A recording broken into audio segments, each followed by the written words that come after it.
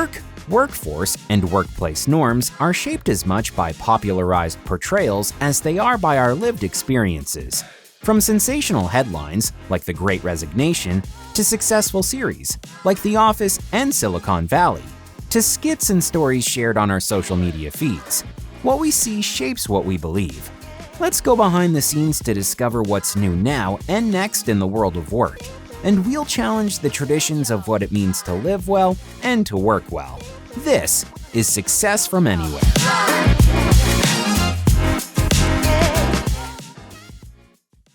Today on Success from Anywhere, we'll meet a former farmhand turned forthright futurist whose experiences growing kidney beans cultivated the curiosity to discover what's rooted in every successful office, organization, colleague, and community. Amounting to a hill of beans, it turns out, starts and ends with planting and nurturing one single seed, according to my next guest. Please welcome to the show David Horsager, CEO of Trust Edge Leadership Institute. Welcome to the show, David. Karen, it is great to be here. Great to see you and great to be on with you. Because we are talking about the world of work, I like to ask each guest, what was your first paying job and how did that job inform or inspire your career trajectory? Baling hay. So in hay baling, you're standing on a wagon. There's a tractor that's pulling a baler that's pulling a hay wagon. You're on that hay wagon. While it's bumping across the field, you're taking these 50 to 70 pound bales and stacking them just right, hoping you don't tip the whole rack or hay wagon, as people would say. So I think that did two things for me. One, it taught me how to work and be happy to work and willing to work and actually love a part of work, those kind of jobs growing up on the farm. I think it also taught me I don't want to do it anymore. I mean, what comes to mind? You have two children. Do you take them on hay rides, or does that give you an allergic reaction at this point? Well, I have 4 kids. So, four. So we have, funny enough, as much as I tease, we have a hobby farm now. We have a couple horses and 20 chickens and have fresh eggs every day, and pretty cool spot and our own John Deere tractor. And so teaching them how to work as well. But you know, as a hobby farm, that it's a losing proposition as far as money, but at least hopefully we're making good kids in the world. And so we're having a great time learning, weeding. We have a big garden, fresh produce, and some other things. So, yep, we're all together on it. Work together, play together. You know. That reminds me of the childhood book, I think it's called The Little Red Hen, right? Kind of the lesson being, if you don't work, you don't eat, right? Isn't she cultivating wheat and then she has to cut it down and she makes the bread and nobody wants to participate until the bread comes out of the oven. They're, sensing and smelling the bread and they want the warm butter. Exactly. Yep. So hopefully we learn to work and appreciate it. Fruits of labor. There's, you talk about work and there's a lot of fruit of labor. So, as we'll talk about, I think in this workforce, there's a lot about how we can, how it's changed. But I think something that's true is people that are working towards something and really quite work hard actually are often better off mentally, psychologically, physically, and a host of other things. So there's a lot of good to work. The pandemic pause did introduce this phenomenon simultaneously of people examining their relationship with work and how it shows up in their lives. And when I read these headlines, like The Great Resignation or Reshuffle or whatever you want to call it, and read these strong reactions to going back to the office or not, it makes me think that it all comes down to your one-word focus that you talk about and then made into a career and a living beyond baling hay. Well, that word is, of course, trust. And, we research on trust. We inspire and speak 100 times a year around the world on trust. We certify people on driving trust into their organizations deeper. We measure trust in organizations, and we have 6 different assessment tools, from an enterprise trust index to an individual assessment on trust. But we think, if you're not measuring trust, if you're not teaching trust, if you're not giving a common language for building trust, then you're not really doing the right thing. And I think trust affects everything more than anything else. I believe the lack of trust is the biggest cost in an organization. I believe it's never a leadership issue. The reason you follow a leader not is trust, not a sales issue. The reason people buy or not has something to do with trust. Not way to amplify a marketing message is increase trust in the message. The way to increase learning in the classroom is increase trust in the teacher or the psychological safety or trust of the room. So we have to deal with this trust issue. And when we do, that's why I wrote the newest book, is because people were not dealing with the root issue. And that is, when we deal with trust, we deal with what we meant that affects attrition, retention, productivity. When we just say, well, it's leadership or it's engagement, what do we know? You don't get engagement with engagement, you have to increase trust. What do we know? Net promoter score. You don't get referrals with referrals, you have to increase trust, then you get more referrals. So when people deal with this, they start to see what they actually hoped for.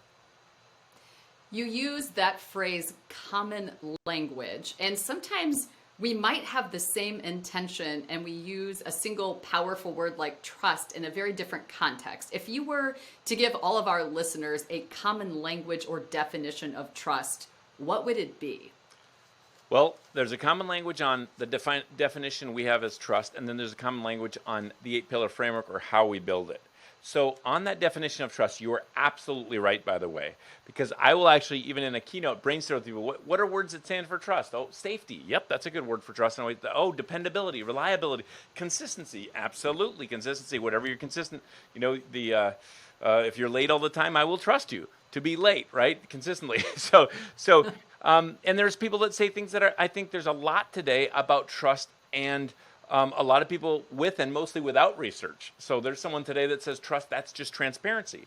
And while transparency can build trust, it's not true because, some of your kids are so transparent on social media, I don't trust them for a second because it's not just transparency, it could be confidentiality. So both can build trust. So the way we defined it at the Institute and even back to my grad work a long time ago is trust is a confident belief in a person, product, or an organization. When I can confidently believe in you, and of course we have even more to the definition of what we mean by gaining the trust edge or being a trusted leader, and it's, a confident belief to do what's right, to deliver on what's promised, and a host of other things. But really, it's a confident belief, like an anticipation that you will do this. That's a faith in you, a confident belief. Often organizations make headlines now for outrageous spyware examples, right?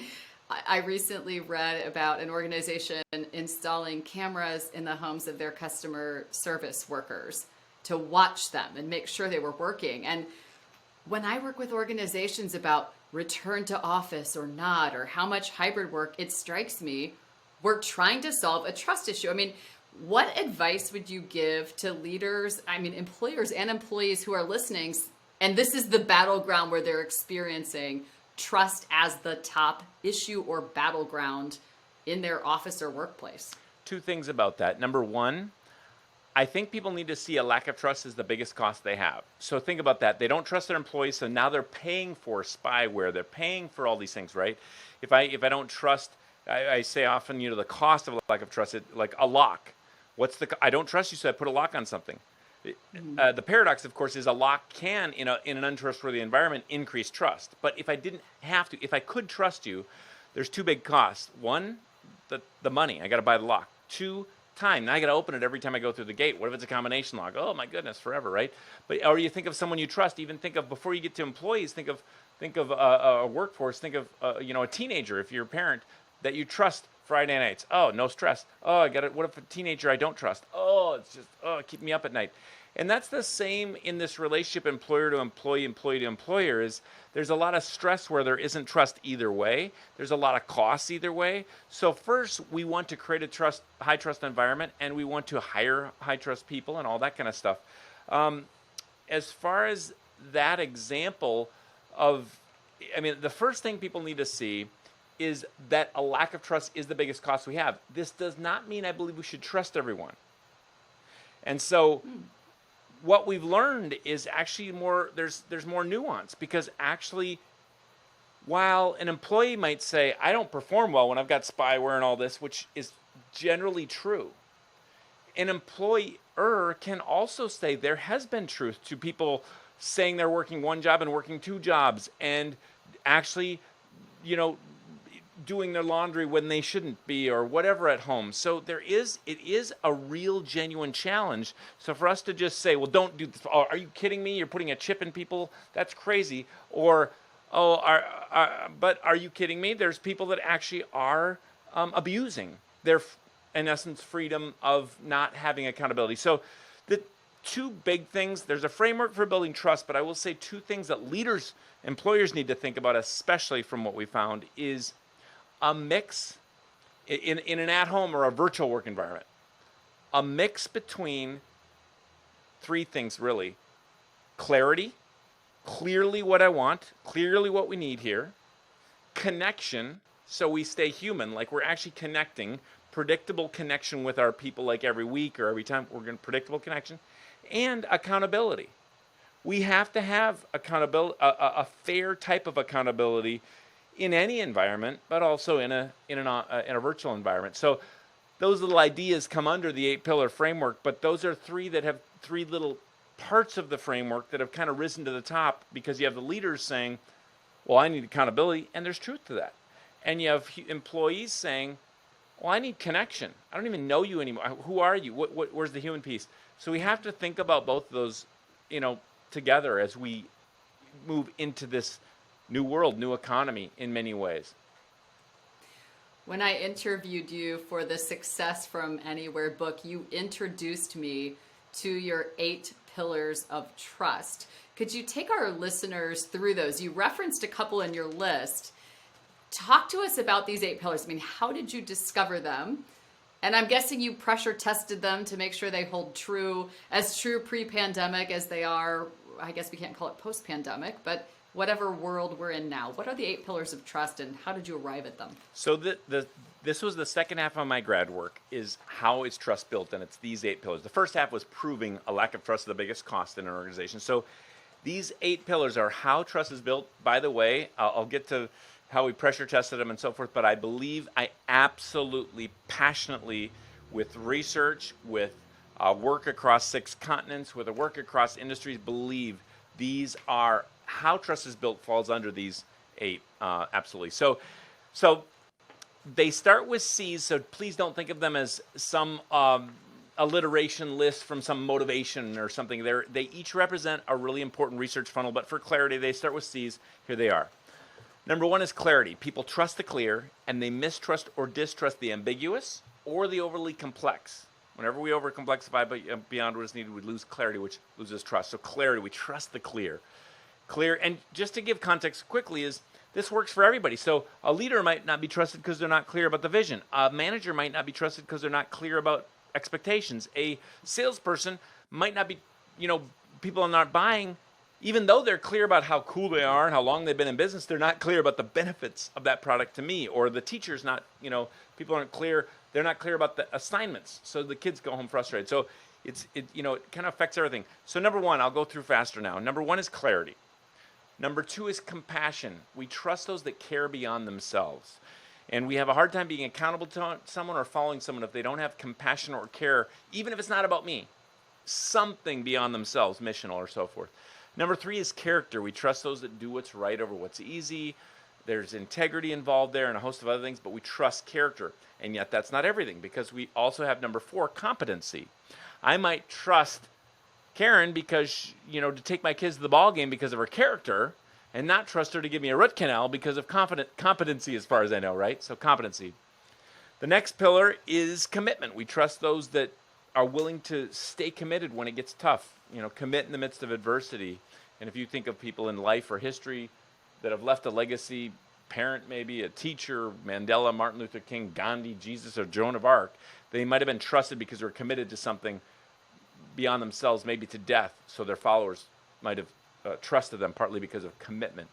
The next pillar is connection, the willingness to connect and collaborate with others. We tend to trust that with, if I see counterforces of trust like siloing in a company or unwillingness to share for the betterment of all, we have a counterforce to this pillar of connection, the willingness to connect and collaborate. We tend to trust that willingness. The next pillar is contribution. What I mean there is someone that contributes results. In fact, the number 1 word out of this research funnel would have been results, outcomes, performance. You can have compassion, you can have character, but if you don't contribute the results I expected or asked for, I'm not going to trust you. Finally, consistency. We trust sameness. The only way to build a reputation, the only way to build a brand is consistency of experience. Sameness is why you might not trust someone, but if they're the same all the time, you'll trust them to do that, like be late all the time. You're trusting them to be late all the time, right? So that's the 8 pillars, and of course I can speak about tools and nuances about each of them for a full day. So that's a quick overview of the 8, but I think everything, empathy, everything comes back to these 8 somewhere and how they build trust in brands or global governments. Even great leaders with pure intentions sometimes lack consistency or fall short in one or more of these areas. And how do you rebuild trust when you know trust is either fragile or has been broken or undermined in some kind of significant way? And that could be trust in a brand or an organization as well. So first of all, let me say we all fall short. I mean, I teach on these, and I'm imperfect at them. I wish I would have, responded differently to one of my teenage daughters, this week. Like, we can know something and it's difficult to, so I'm imperfect at everything I teach, and yet it's still true, I believe. As far as how we rebuild trust, I'll give one takeaway on this in this time together. We do have a 10-step process if you're a big company with an oil spill, let's say, or a board of directors. But whether you're a big company or you're an individual, it actually comes down to one thing, and it is not the apology. In fact, we never rebuild trust on the apology. That does not mean I don't believe we should apologize, and an apology would kind of open the door of communication, but it is not the apology that we ever rebuild trust on. We've all had this happen where someone says, I'm sorry I'm late, and in fact they're late all the time. They didn't rebuild trust on the apology. The only way to rebuild trust, it turns out, is under the commitment pillar, and that is by making and keeping a new commitment or promise. And that's the only way trust is ever rebuilt. So when you're thinking as an organization, you have to make and keep a new promise or commitment before you'll ever be retrusted. That's individually, organizationally, and of course there are more steps that we can think about, but that's a key. Hybrid work. Employees want it, employers need it, and everyone has questions. When done right, facilitating flexible work can be a win-win for everyone. Happier employees, engaged teams, and better business outcomes. Robin is here to make the logistics easy. Our all-in-one workplace experience platform helps thousands of companies reimagine their approach to work. To learn more about how we make hybrid work work, visit robinpowered.com. You talked about communication and clarity as 2 of the 8 pillars. And oftentimes I hear leaders share how challenging it is to communicate and have clarity amidst this time of a lot of uncertainty, and also when people are distributed. The ways that we're needing to communicate and have this clarity are changing. What are some practical steps people can take around communication and clarity when circumstances are shifting rapidly, new information is coming in, and we may not always have the luxury of being in person to have the full nonverbal cues of the people we're communicating and trying to get this clarity with? There's a lot we could talk about here because there are so many things we can do as leaders. One, I would over-communicate the why. Over-communicate the why for change. We don't usually lose trust because of change. We lose trust because we didn't over-communicate the why for the pivot, for the change that we saw. Clarity is challenging. It's challenging for me. By the way, I do say this also. In fact, at the core, no one ever has a communication issue. At the core, it is always one of these pillars. It's a clarity. So what they mean is, because communication is happening all the time. Clear communication, clarity, like we said, is trusted. Unclear communication is not. High character communication is trusted. Low character isn't. Consistent is trusted. Inconsistent isn't. Competent communication is trusted. Incompetent isn't. So when we go down the pillars, first of all, under communication, we actually solve the issue we meant. Like, was it clear? Was it competent? Was it compassionate toward them? And so forth. So if we want to solve that, let's say, communication issue, it's actually one of these that we want to use. But there are several things. So over communicating the why is gives clarity because they want to know why change, why for the change. Another couple ideas here is shortening the time frame. So, like as an example, got to be on a call with General McChrystal. He took over the Joint Forces in one of the toughest times in the Afghan War, and he said, gone are the days of 1 year strategic plans, or we pull them back to 90 days or whatever. And there can still be a place for 1 year or 5 years, but basically pulling back timeframes. So he had mentioned to those of us on the call, like pull back, like when in the midst of change, which by the way is going to happen again and very fast. I don't know if it'll be a pandemic or blockchain or what it will be in everybody's world, but there's going to be massive change. And he said, remember when it was, basically this was right when it was so crazy and we didn't know what's next. And so he said, plant a flag for this week. What's the priority for this week? Okay, next week. What's the priority for this week? What's the priority for today?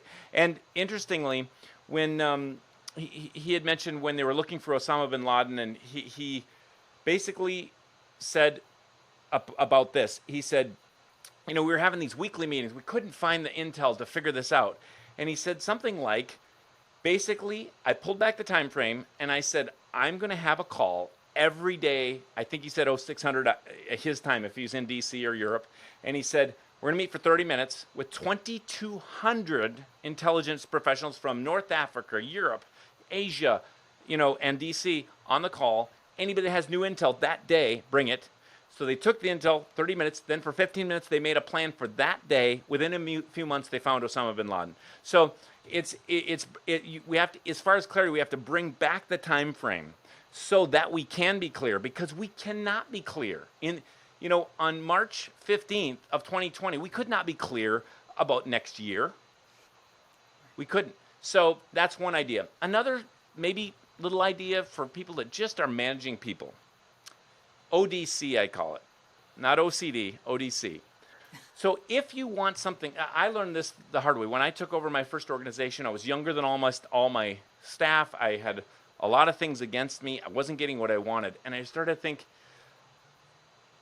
oh, I see, it's my fault. I'm the one not being clear. And so I just started thinking through this ODC. O is outcome. Not clear about all this way of doing it, especially if you have mature people, but what's the outcome you want? This matters in the new workplace, especially in the virtual workplace, because we're really building this on outcomes, not on work, not on just doing things, right? So people can be absolutely clear about the O, outcome. The D is deadline. What's the deadline? Maybe it's a final deadline, or maybe we don't know the final deadline. Maybe it's just the deadline for looking at this part of it or what we know next. So, but if we can give a clear deadline of, instead of, I want to see that soon or next week, I want to see that 10 o'clock on Friday. Because many managers they don't give a deadline because they're worried it will create conflict. When you and I know not giving a deadline will ensure you get conflict. So outcome, deadline, and the C is clarifiers. Leave space for, are you clear? Am I clear? Are we clear about this together? And there's space for some clarifying questions. That little idea actually can help a manager, especially in this new environment. And expectations continue to shift. When I think about what happened during that initial lockdown, how many managers for the first time were seeing their employees' homes or home offices, children, pets, and making a part of their practice checking in on the well-being of that employee. And I remember during that time, you and I talked about, for the first time, the Edelman Trust Index that comes out each year reflected that during the pandemic, for the first time, the most trusted entity became the office, your organization where you work, over all other institutions. What do you make of that shift? How much of that shift in expectations do you think employees will continue to have of employers? Well, and that's so true. And specifically, what we're seeing is my is trusted compared to all. So my corporations, maybe not, but my corporation. Not all CEOs, but my CEO. Now, so this is why there's been a move back to like nationalism and myness, right? So there is a shift in people toward me, my CEO, my manager, my. And I think that's partly because people have gotten there's a ramp up of closeness almost in a way that this made not there, of course there's a separation because of virtual, but there's a really this is the person. Maybe I used to get to talk to all kinds of people, and now I only get to talk to this person like each week or month or whatever it is. So there's a move that way. I think it's going to be more critical than ever that we as corporations lead the way. It is true, or companies. It is also true that institutional trust keeps tanking. Other institutions, so media, government, all these things. We're seeing religion, even places of worship, food. You talked about bean farm I grew up on. Semi-loads of dark red kidney beans. Now, the restaurant or the person that's eating the food wants to know it was grown outside the door of the restaurant and, was listening to music and picked with a white glove. It's like the institution of farming is not as trusted as that gardener right next door. So we need to, we can think about that, but people are trusting their person, their manager. And if they're not, they're leaving. It still is true. Gallup and our study and others are finding still number one reason people leave an organization is their direct leader. You referenced your study. I was fortunate to be a part of your annual conference around trust, and I was struck that there were leaders and people from every kind of organization, big companies, healthcare, public service, and you released your study, this 2022 Trust Outlook study. I keep this on my desk and reference it daily. And one of the topics that comes up consistently in conversations is culture. And you built a whole section about trust and organizational culture. So first, tell us where we can find this report, because I think it's publicly available. But then let's talk about how do we build organizational cultures of trust? Well, you can go to trustoutlook.com or trustedge.com, and you can get there. The Trust Outlook, we pay for all of it ourselves. We do not take sponsors, so that it is a high trust study and is not skewed in any way by anybody. And we give it away. So trustoutlook.com would be the specific study. Trustedge.com is the overall organization. You can find it there. Lots in this about organizations. So I'll let you jump into the next question. Well, we were talking a little bit about culture. I mean, who owns the culture of trust? Is it the employer or the employee? Turns out it's 50-50. Some combination? Yeah, basically it's 50-50. That was the finding. And we wondered what people would expect, what they wanted, what they thought. And that was an interesting finding, that basically globally even people, it's owned by both, and people understand that. And I use this page probably most of all about building trust in virtual work environments. And it stands out to me, increased autonomy, is one of the responses, and how much you have to have trust in order to offer people more autonomy. You have to, and that's why it's so important to create a way for trust to be built. So certainly measuring trust and being able to hire, hiring high trust people or trustworthy people is, makes it a lot easier, right? And it turns out you can measure trust in certain ways, so that matters. But of course, when trust is there, it just makes everything from stress to a host of other things just be way more efficient. When you are an organization or an individual and you've identified a trust gap, so let's say you've really gotten into the root cause, you have the commitment to work on it, how do you get from that intention to impact? When you get into a plan, how does this get down to practical? It strikes me you work with organizations and individuals on asking one question, right? Because you can know the challenge, you can have a commit to change. Yeah. But at some point, don't you have to have a plan? Well, yeah, of course you have to have a plan, right? So we get hopeful when it's something we can do, right? That gives me hope, like, oh, I can do that. So a question that we ask over and over and over, if we're going to do this, we see this gap, but we ask the question, how? How are you going to do that? Okay, then how are you going to do that? Okay, then how are you going to do that? Until they can do something starting today or tomorrow. And it seems simple, but it's not. You have to ask how, when I was, I lost 52 pounds in 5.5 months in 2011, and I basically kept it off. But what I kept hearing was, all you have to do is eat less, exercise more. And that's not clear enough for me. It wasn't clear enough. So finally, I asked how until it came to something I could do today or tomorrow. And then I asked how again until I could do it. And by the way, we have to get to things we can do or willing to do. So you can't say, if someone told me I can never have ice cream again, not happening. So I have to get to how I will do. And that's the same with this work or these gaps. Okay, I see this. Okay, how can I close that gap? How? And asking how until I will do something starting today or tomorrow, if it's one person. Now, when we do how plans on teams and individuals, but on teams, we are really clear that a final how always has a who, when, and where. So the who is me if it's me, right? But like if I'm going to work out tomorrow and I don't know when specifically, chances are I won't do it. If I don't know where, choices don't win. So if I'm either going to go to the gym or I'm going to take a run. If I have a choice at 5:30 in the morning, neither happen. So, and it's the same with people, by the way. We've been lied to. Co-leadership is terrible generally. The data shows if you have more than one person on a final task, you have 50% less chance of it getting done. Collaborative leadership is excellent. Collaborate, connect. But in teams, instead of saying, Susie and Bill do this, give one a chance to be the leader and owner if you want it to get done. Ownership is trust. Ownership is trust. And everybody listening will want to know, what was your how that you got down to that helped you lose 52 pounds in 5.5 months? Right, there are several, okay. But one of them was not drinking a calorie. And specifically, I started with, I grew up in the poorest county in Minnesota. One thing we did not get to have, or one of the poorest counties, one of the poorest too, one thing we didn't get to have was soda. In Minnesota, we call it pop because we can spell that.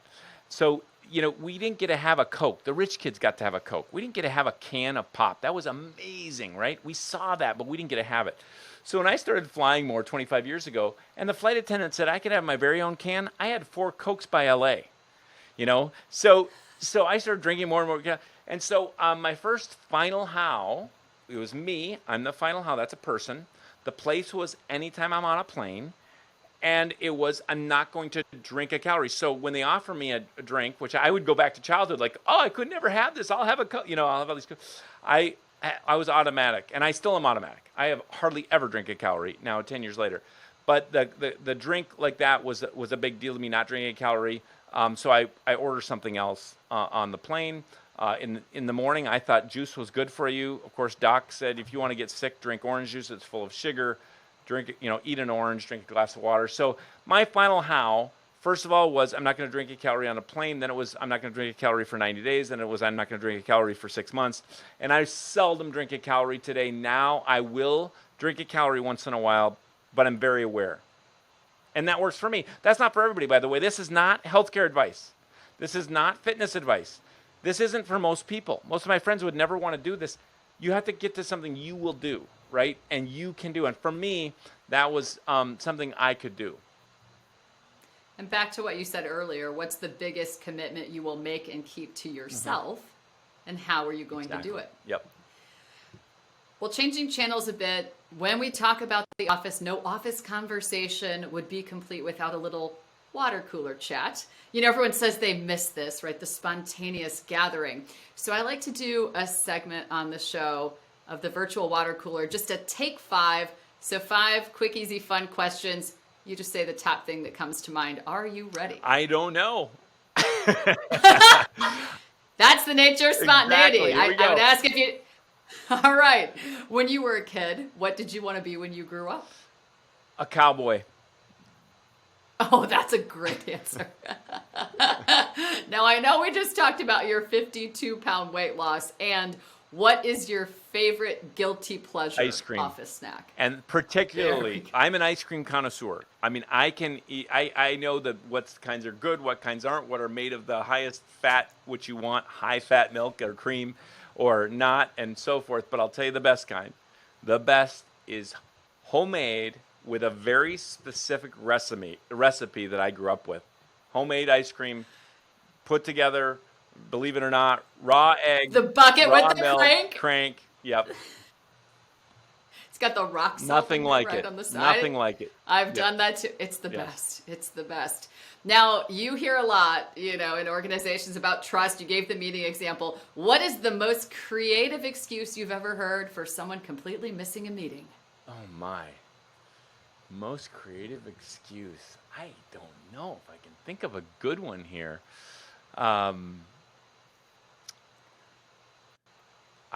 We did have someone on the show that said she got contacted by one of her employees who was in labor, like her water broke, and she had the presence of mind to contact her and say, I'm going to miss the meeting. And I thought, wow, I mean, it's not just, it's kind of creative, but I mean, how did she have the presence of mind in that moment? Oh my, I don't have a good one that pops to mind on that. That's okay. What do you keep on your desk that inspires you? Well, I have right now, as an example, I have this. Write a note of appreciation to just keep that front and center, both being grateful for the people around me and grateful in every way. So that's on my desk. I'll look at around here. That's a key. I also have, this back when the kids were cute. Now they're teenagers, so no, they're still cute. And my wife also, and so. If I turn around and showed you a couple pieces of art in the office, and I guess I kind of can, we can be just flexible, but there's some of the kids and some art that's inspiring if anybody's watching that way. Books also, of course. I love books. And you can see yours right up there, one of yours. And you're a chapter in it, so everyone can check it out and learn more about building trust. And your note about write a note of appreciation is a great transition to the last question in our water cooler segment. To whom are you most grateful for investing in your career? Well, there's two people come to mind, and I think a lot of people might say both of these, but one is, I told the story, I think you might have heard it on the platform this year, but my dad was a magnificent leader. He'll be 93 in a couple months. He still runs the big farm up in northern Minnesota, mom and dad. But they were so influential in my life. When people talk to me about where did this trust stuff come from, many would say, oh, Corey, of course it was the research. Okay, it was working in this company. Okay, it was the book. Okay, it was the grad work. Okay, it was the this, that. And I really think probably it started growing up on that farm under great leadership. So that's one thing. The other is, my wife has supported me in this work in so many ways around the world. And it's just a gift for sure. A high trust relationship. I recommend marrying right if you're going to do that kind of thing. It tends to have a big impact on your life, and so that's huge. I'll give one tip here, tidbit, and that is, when I started speaking more 25 years ago, I might be backstage. This is before we had any kids, and I was scared to death to go on. I was scared that my knees are shaking, and I'm scared I might be sick to my stomach. And she would look at me. And she'd put her hands on my shoulders and she would just say, David, just love them. They can tell when you love them. Stop thinking about the research. Stop thinking about this. Just love them. And that's been a phrase. She'll text me. She'll call. One time went up to, speak to a whole country and meet the president of the country. And there's machine guns all around. And she was with me on that trip over to East Africa. And she just squeezes my hand. She knows I'm stressed. And she just squeezes my hand. Just love them. They can tell when you love them. And when I get in that mind in any of my work, and any of my speaking, and any of our consulting, and we have the phrase all around the office here, and even the event, the Trusted Leader Summit that you came to, every morning we talk to our team like, remember, just love them. They can tell when you love them. And it's a big part of hopefully who we are and what we do and how we try to serve people, whether it's, for work toward an outcome of lower attrition or higher retention or increased sales or corruption issue, stopping corruption issues or something. It's all about, for us, it's building trust to love them well. Well said. And thank you for sharing all of your wisdom and bringing trust into the workplace and into the workforce. It's the topic of our time. One last question before we close. For everyone listening, what is one step that each person could take as soon as they finish listening to this podcast toward building more trust inside of their team or organization? Boy, that's a big question to say one. You know what? You're going to get what you pay for. You can pick a couple. Number one, write down the 8-pillar framework, put it by your desk, print it off the site, whatever, and think, what is the real issue? Because it's one of those. It's not leadership. It's not communication. It's not engagement. It's one of those, the 8 pillars. Yep. Oh, it's a clarity issue. Oh, then you're solving the right issue if you can get to those 8. That's one. Number two, under those, you could say, what one do I have the biggest opportunity with? Take that one and how it until you could do something today or tomorrow. And the third question in one here would be, I would ask, what can I do consistently? Like, am I going to do that consistently? Because a lot of people say, oh, flavor of the month. Oh, I will do that thing now, but will I write that? What can I do consistently? Because then do that. Do the thing you'll do consistently. We know it's the little things done consistently that make the biggest difference. So if I am going to pick something to do, or I have a choice among things, which thing could I or would I do consistently? That's fantastic. Thank you, David Horsager, CEO of Trust Edge Leadership Institute, for sharing strategies to restore and retain trust from the boardroom to the living room today on Success from Anywhere. Because success is not a destination, success is not a location, success is available to anyone, anytime, anywhere. Thanks for joining us today.